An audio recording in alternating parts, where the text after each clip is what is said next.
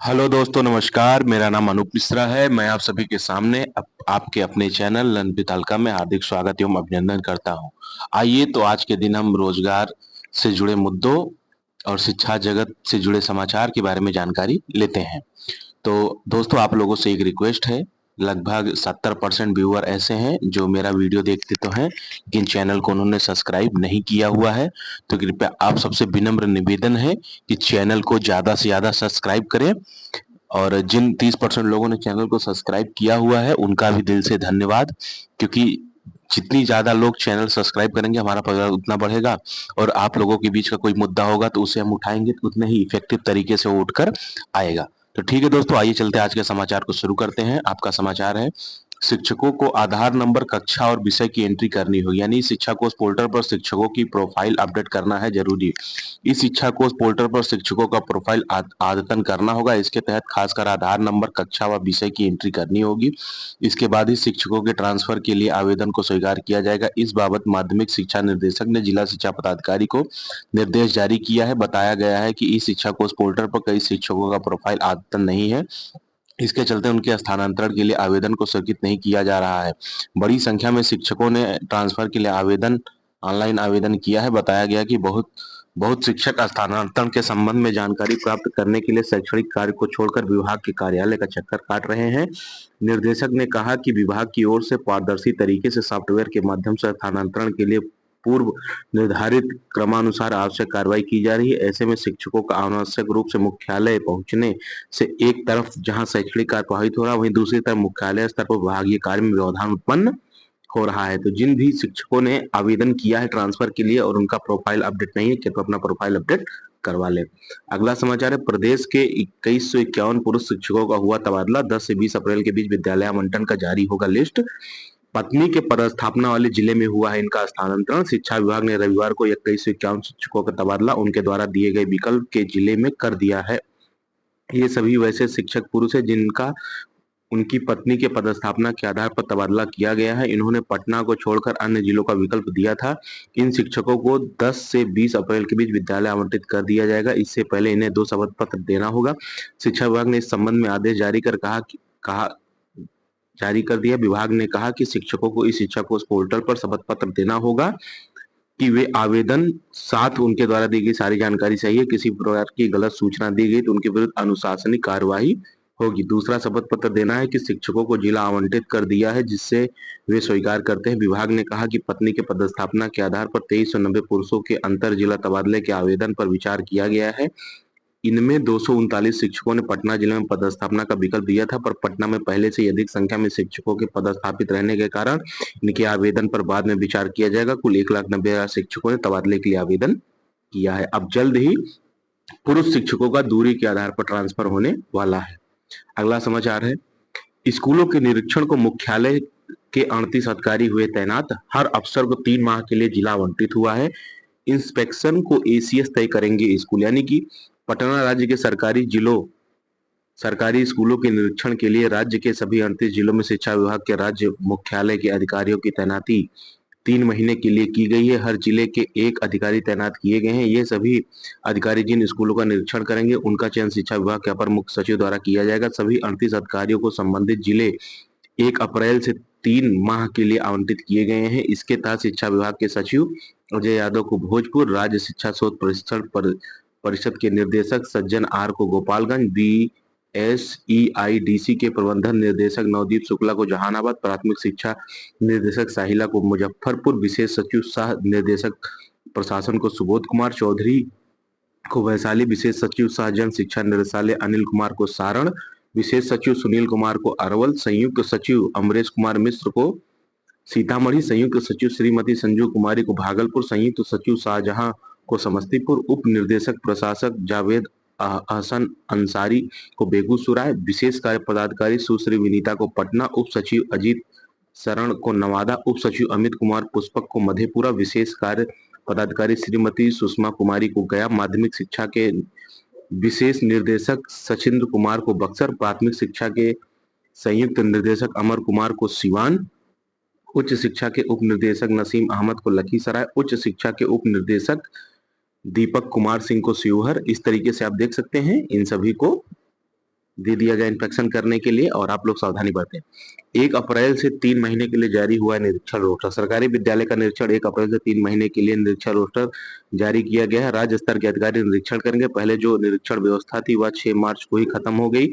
इसके बाद से स्कूलों का ना निरीक्षण ना जिला स्तर और ना ही राज्य स्तर से हो रहा था। जिन विद्यालयों का निरीक्षण किया जाना है उनका चयन अपर मुख्य सचिव शिक्षा विभाग द्वारा किया जाएगा। चयनित स्कूलों की सूचना अधिकारियों को अपर मुख्य सचिव कार्यालय द्वारा दी जाएगी। प्राथमिक शिक्षा निदेशक को मुजफ्फरपुर जिला आवंटित किया गया है। विशेष सचिव सुबोध कुमार चौधरी ने इसे लेकर दिशा निर्देश भी जारी किए हैं। अगला समाचार है, इतने 2151 पुरुष शिक्षकों का स्थानांतरण, इसकी सूचना मैंने आपको दे दी है। अगला है यूपीएस, सेंट्रल गवर्नमेंट ने लॉन्च की एक स्कीम, इसको बोलते हैं यूनिफाइड पेंशन स्कीम। नई पेंशन योजना के लिए आवेदन कल से शुरू हो रहा है। क्या क्या है इसके बारे में थोड़ा सा देख लेते हैं। अंशदान क्या है? व्यक्तिगत जमा कोष इस फंड में कर्मचारी को 10% अंशदान करेगा जो उसे जमा किया जाएगा। साथ ही सरकार की ओर से 10% का अंशदान जमा किया जाएगा। पूल जमा कोष, इस फंड में सरकार अपनी ओर से 8.5% का अतिरिक्त अंशदान देगी। इस कोष का निवेश सरकारी योजनाओं में होगा, जिसे पेंशनकृत निधि चुकाने पर निवेश के विकल्प मिलेंगे। यानी कि यूपीएस में पंजीकृत पेंशन निधि का चुनाव करना होगा। यानी सदस्य अपने व्यक्तिगत जमा कोष को पेंशन नियामक पीएफआरडी द्वारा निर्धारित किसी निवेश योजना में लगा सकते हैं। इसमें होने वाला लाभ सीधे कर्मचारी को मिलेगा। यदि सरकारी कर्मचारी कोई योजना नहीं चुनता तो वह डिफॉल्ट पैटर्न में खुद ब खुद चला जाएगा। पंजीकृत पेंशन निधि चुनने पर निवेश के कई विकल्प मिलेंगे, जैसे पूरे कोष को सरकारी प्रतिभूतियों में निवेश किया जा सकता है या इनमें से किसी एक जीवन चक्र आधारित योजना का विकल्प बन सकता है। कंजर्वेटिव फंड, इसमें इक्विटी के में अधिकतम निवेश 25% तक होगी। मॉडरेट फंड में इसमें इक्विटी में अधिकतम सीमा 50% निर्धारित की गई है।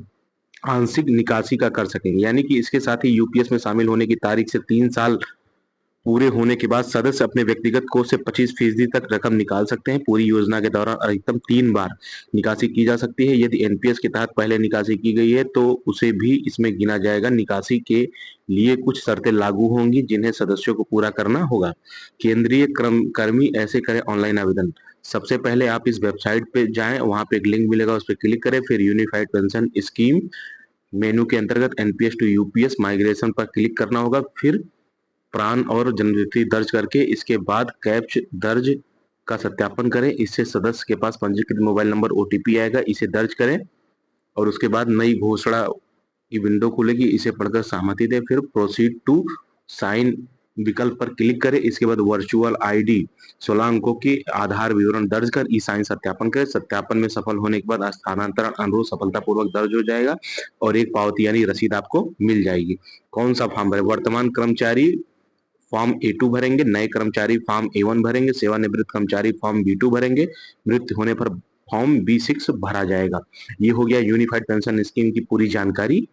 ठीक है, अगला है उत्तर पुस्तिकाओं की स्क्रूटनी के लिए कल से करें आवेदन। यानी बिहार विद्यालय परीक्षा समिति ने इंटर की वार्षिक परीक्षा 2025 की उत्तर पुस्तिकाओं की स्क्रूटनी के लिए तिथि जारी कर दी है। यदि कोई परीक्षार्थी किसी विषय में प्राप्तांक से असंतुष्ट हो तो वे अपने उस विषय की उत्तर पुस्तिकाओं की स्क्रूटनी के लिए आवेदन कर सकते हैं। परीक्षार्थी इस वेबसाइट पर जाकर 1 से 8 अप्रैल तक जाकर आवेदन कर सकते हैं। इसके लिए 120 रुपये प्रति विषय शुल्क निर्धारित किया गया है। समिति ने कहा कि यदि उत्तर पुस्तिकाओं के अंदर के पृष्ठ के अंक मुख्य पृष्ठ पर अंकित नहीं है तो उनमें सुधार किया जाएगा।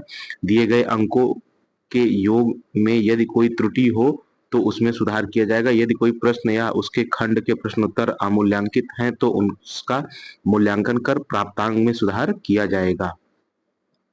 अगला है स्कूलों में 15 दिनों का नामांकन पखवाड़ा शुरू हो गया। यानी 2025 से 27 में राज्य के सभी 6 वर्ष के बच्चों को निकट के प्राथमिक, प्रारंभिक और उच्च विद्यालय में कक्षा 1 में नामांकन कराया जाएगा। इसके लिए सोमवार से 15 दिनों का प्रवेशोत्सव नामांकन पखवाड़ा स्कूलों में शुरू होगा। शिक्षा विभाग ने सभी जिलों को दिशा निर्देश दिया है। निर्देश के अनुसार आंगनबाड़ी में नामांकित 6 वर्ष की आयु पूरी करने वाले बच्चों या जो बच्चे अगले 6 माह में 6 वर्ष की आयु पूरी कर लेंगे उनकी सूचना आंगनबाड़ी सेविका नजदीकी विद्यालयों में दे देंगी। स्कूलों में इन बच्चों का नामांकन 15 अप्रैल को लिया जाएगा।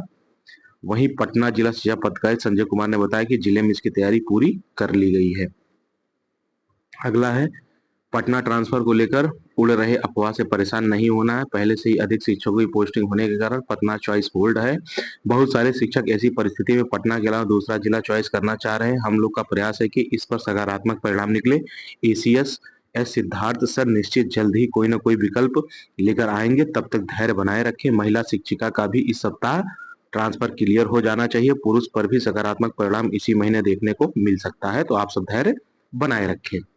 ठीक है दोस्तों, अगला समाचार है बीपीएससी टीआरई 3 ने एक खुद से टाइपिंग करके एक नोट निकाला। आइए देखते हैं इस नोट में क्या है। सीओ में अपर मुख्य सचिव शिक्षा विभाग बिहार सरकार पटना बिहार।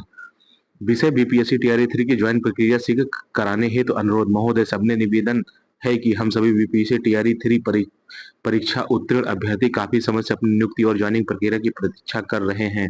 अब तक इस संबंध में कोई स्पष्ट दिशा निर्देश जारी नहीं किए गए हैं, जिससे हम सभी अभ्यर्थी असमंजस और मानसिक तनाव में हैं। हमारा आपसे विनम्र निवेदन है कि हमारी नियुक्ति प्रक्रिया को शीघ्र पूरा करने के लिए आवश्यक कदम उठाए जाएं, जिससे हम अपने शिक्षण कार्य को समय पर प्रारंभ कर सके और बिहार की शिक्षा व्यवस्था को सशक्त बनाने में योगदान दे सकें।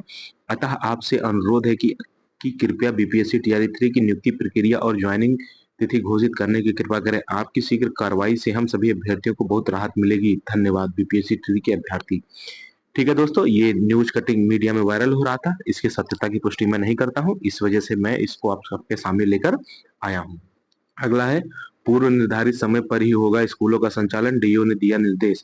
यानी कि अप्रैल में हर साल स्कूल सुबह हो जाते हैं, इस बार ऐसा कोई नोटिस नहीं आया, तो हर जगह ऊहापोह की स्थिति है, स्कूल सुबह होगा या शाम को। तो इस मद्देनजर सिवान जिले के जिला शिक्षा पदाधिकारी ने एक ज्ञापन दिया है अखबार में। उसमें लिखा है जिले के कक्षा 1 से 12वीं तक के स्कूलों का संचालन के समय में भी बदलाव नहीं होगा। प्रारंभिक से लेकर उच्च स्कूलों का संचालन सुबह 9:30 से अपराह्न 4 बजे तक होगा। डीईओ राघवेंद्र प्रताप सिंह ने बताया कि 1 अप्रैल से इन स्कूलों का संचालन पूर्व निर्धारित समय सारणी के अनुसार ही होगा।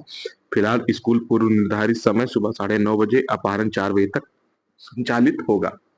ठीक है दोस्तों, आज के मुख्य समाचार समाप्त होते हैं। तो आइए दोस्तों आज के अन्य समाचार पर बढ़ते हैं। अगला है वेतन अपडेट।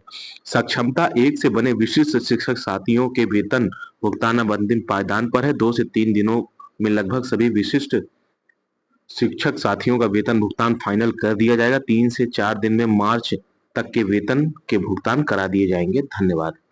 ठीक है दोस्तों, अगला समाचार है इंटर की परीक्षा से वंचित या फेल अभ्यर्थी कल से फॉर्म भरे। विशेष व कंपार्टमेंट परीक्षा के लिए 8 अप्रैल तक कर सकते हैं आवेदन।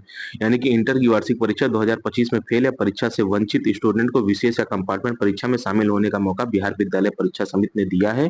इन सभी स्टूडेंटों के लिए विशेष परीक्षा का आयोजन अप्रैल मई में आयोजित किया जाएगा। परीक्षा में शामिल होने के लिए 1 से 8 अप्रैल तक ऑनलाइन आवेदन कर सकते हैं। परीक्षा का रिजल्ट 31 मई से पहले जारी कर दिया जाएगा। इंटर की कॉपियों की स्क्रूटनी के लिए कल से आवेदन। यानी कि बिहार विद्यालय परीक्षा समिति ने इंटर की वार्षिक परीक्षा 2025 की कॉपियों की स्क्रूटनी के लिए तिथि जारी कर दी है। यदि कोई विद्यार्थी अपने किसी एक विषय या एक से अधिक सभी विषयों के प्राप्तांक से असंतुष्ट हो तो वे अपने उस विषय की कॉपी की स्क्रूटनी के लिए आवेदन कर सकते हैं। 1 से 8 अप्रैल तक वेबसाइट पर जाकर इसके लिए आप आवेदन कर सकते हैं। अगला समाचार है जो शिक्षक सक्षमता परीक्षा नहीं देंगे उनके डिग्री का जांच किया जाएगा और उनका भी ट्रांसफर किया जाएगा। ठीक है दोस्त, अगला समाचार है 1 अप्रैल 2025 से राज्य के सभी सरकारी विद्यालय दिवाकालीन यानी 9:30 से 4 बजे ही संचालित होंगे।